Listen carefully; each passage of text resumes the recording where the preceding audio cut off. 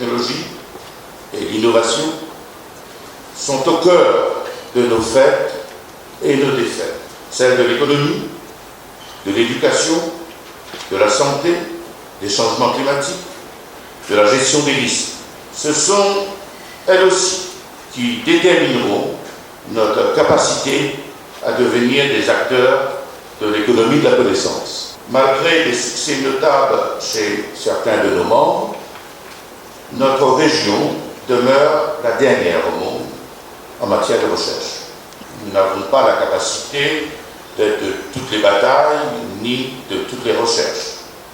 Mais nous pouvons néanmoins nous inspirer de l'exemple de petits pays, souvent dépourvus de richesses naturelles et de traditions de recherche, qui ont su se forger une identité scientifique. Ainsi, la Corée du Sud, la Nouvelle-Zélande, Hong Kong, l'Estonie ou la Finlande ont des taux de chercheurs parmi les plus élevés au monde. Ils sont pleinement intégrés dans les échanges scientifiques et techniques. Ce que ces pays ont accompli, nous pouvons aussi le faire ici, si nous ciblons nos priorités. J'en citerai quelques-unes. L'épidémiologie, l'agriculture tropicale, la biologie marine, les nouvelles technologies de la communication, les applications spatiales. Nos institutions scientifiques doivent maintenant susciter des démarches interdisciplinaires où débattent chercheurs du Sud et du Nord. Le modèle académique né à l'aube du siècle des Lumières et de nature par sa modernité intrinsèque a créé les conditions de l'échange entre scientifiques, mais aussi entre le monde de la recherche et la société civile. Mesdames, Messieurs, les chefs d'État et de gouvernement de la Commission de l'océan Indien, réunis en août 2014, ont renouvelé, je cite, leur engagement à promouvoir les intérêts de long terme de la Océanie sur le plan du développement durable, de l'innovation, de la conservation et de la gestion durable des ressources marines et halieutiques, de la promotion d'une économie bleue et océanique, créatrice d'emplois et de croissance. Fin de citation. Aucun de ces objectifs ne sera atteint sans que nous ne progressions en matière scientifique. Il y faut une volonté politique, des moyens, mais aussi une feuille de route qui oriente et guide nos politiques publiques. C'est là tout l'objet de ces assises. Donner à l'Indienne-Océanie un horizon, une vision pour croître et pour exister dans le monde technologique du XXIe siècle. Vous serez appelé lors de ces assises à réaliser un bilan des travaux de recherche de la région dans le domaine des sciences, incluant les sciences humaines, de présenter des pistes de développement stratégique et de formuler des propositions qui pourraient constituer l'armature d'une feuille de route régionale en matière de recherche. Le temps est aujourd'hui à l'action. Les décideurs des pays membres de la CEI doivent comprendre qu'il est impérieux d'investir dans l'éducation, la formation, la recherche et l'innovation. La science et la technologie pour atteindre un plus grand niveau de développement. Il s'agit de répondre aux nouveaux besoins de notre économie afin de faire face aux grands défis du XXIe siècle et d'assurer une meilleure intégration de notre région dans l'économie mondiale.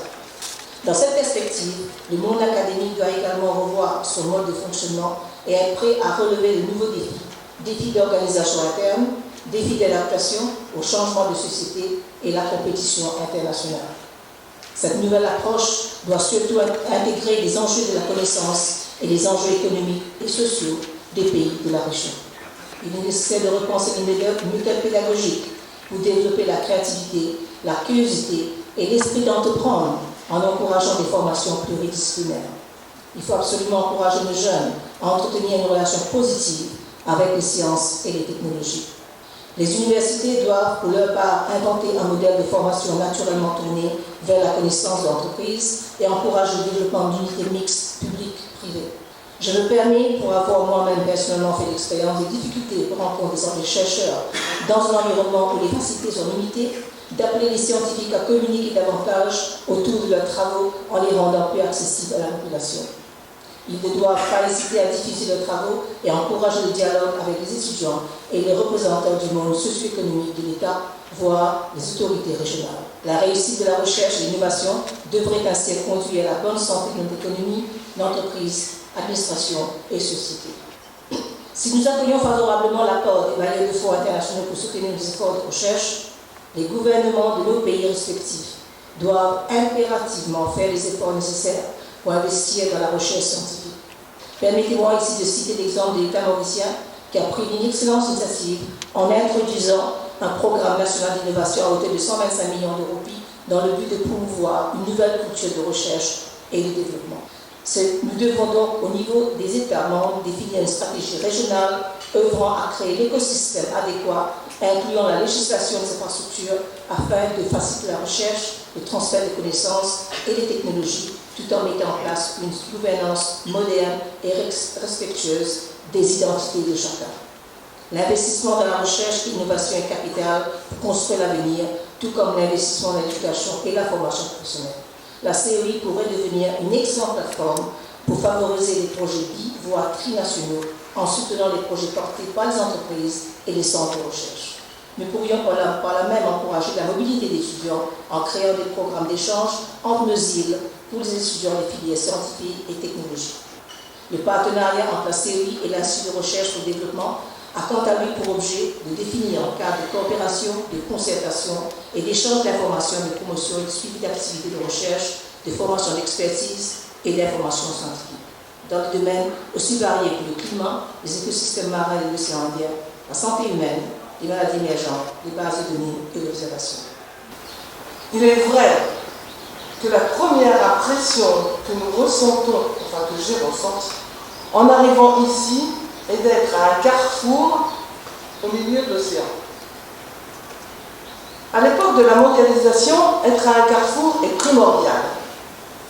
Et hier, lors de notre entretien, François Guinaud, président du groupe interacadémique du développement, et moi, avec le président d'Air Mauritius, nous avons pu mesurer combien votre compagnie aérienne est le point clé de vos communications avec le monde.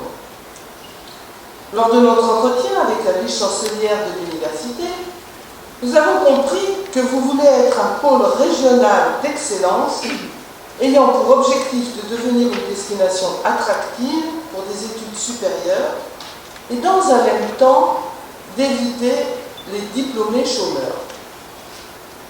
Ceci est un réel défi au sujet duquel nous aurons à débattre tout au long de ces premières assises de la science, de la technologie et de l'innovation en Indienne-Océanie. L'autre levier du développement est la formation qualifiante. C'est elle qui permettra d'éviter les diplômés chômeurs.